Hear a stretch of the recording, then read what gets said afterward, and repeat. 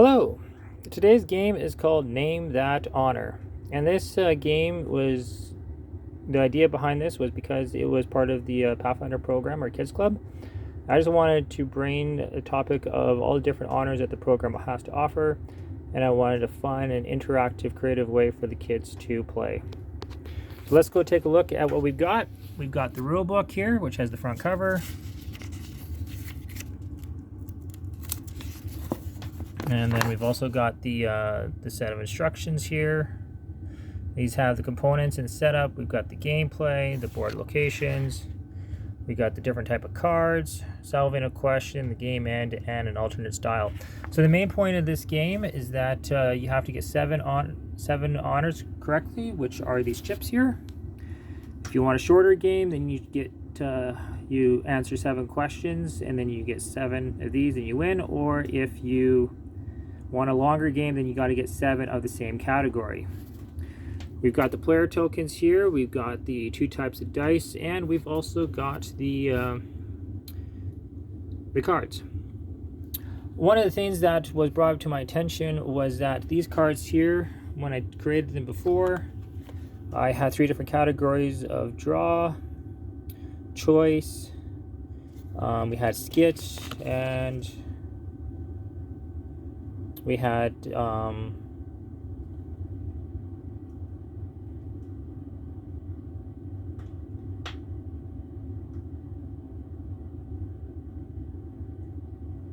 quiz. There we go. Sorry. So on these ones here are called action cards now, and we've itemized them as all of the honor names instead of actually the questions. And the reason why I did this is because the kids were having too much difficulty trying to answer these questions when they didn't quite know the honor names. So I decided to take it up into a different perspective of allowing them to know what the honor names are, but then they have to draw, or else they have to do a skit and be able to do it correctly, and the other people that are playing will have to actually guess it correctly. Some of these honor cards, they have just the names on them. Other ones have, like this one here, spindle yarn. It says a drop spindle. And I did that because some of these are a little bit harder to try and figure out, like weaving. How are you going to draw weaving? Well, it says a jersey loop pot holder. So that might give somebody some tips or suggestions on how to do some of these, because I got to consider the ages of that. This is mainly going to be for kids, and some of them, when they start the program, they don't actually quite know what all these categories are. Another change that I made was that on the board, I had chosen that all these colors were going to be single colors, and it was too difficult for the kids to actually get the 7 colors in one category. So I made them bicolors. So each square has 2 colors, and they get to choose which category they want. The only difference is that the pathways in the center, I've kept them as blue and purple, and red and green. So hopefully if you need a red and green square and you're way back here, and that's the last one you need, well, you might have a higher chance of getting one of those because there's more in a row. The other change I made was I put these black squares on. This one here says go to your choice, so when a player lands on that spot, they will go all the way up to your choice, and then your choice is any color on that square. We've got the go to start, which goes to start. We've got this one here which says if you're in last place, choose any category, then roll again. So I'm hoping that this will help with the feedback loop and give that extra person the extra boost that they need to get the honor token. We've got here which says go backward 2 spaces, so that allows you to go on that extra detour route. We've got this one here that says go forward 5 spaces, and it does the same thing. It goes on that extra route.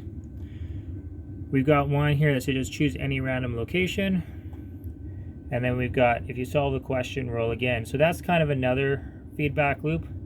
That one's going to pull that person out of the crowd if they continue to land on that one instead of the negative feedback loop that we have at the top. Another one of the suggestions that came up was that the colors are hard to understand because you have to go back to the manual to find out what the colors are. So I kind of did an index here in the bottom left, and this actually describes what square is what colors, and this will help people without having to refer back to the manual.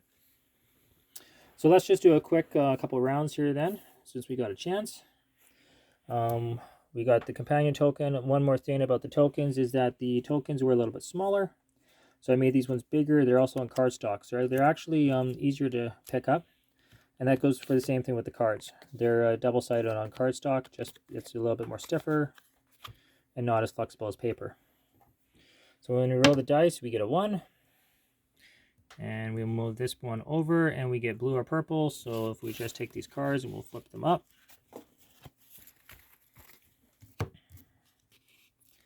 And the blue or purple is Native American lore and CPR. So the goal is you have to solve one of those, but the only way to solve one of those is to roll the die.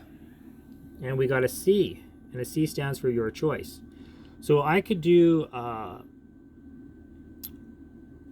skit, or I could do a draw. Now we've got 2 on here. Native American lore is pretty easy to draw, and so is CPR. So I just tell everybody I'm doing the draw category. And we're going to do Native American lore, grab a piece of paper and a pen, draw it out.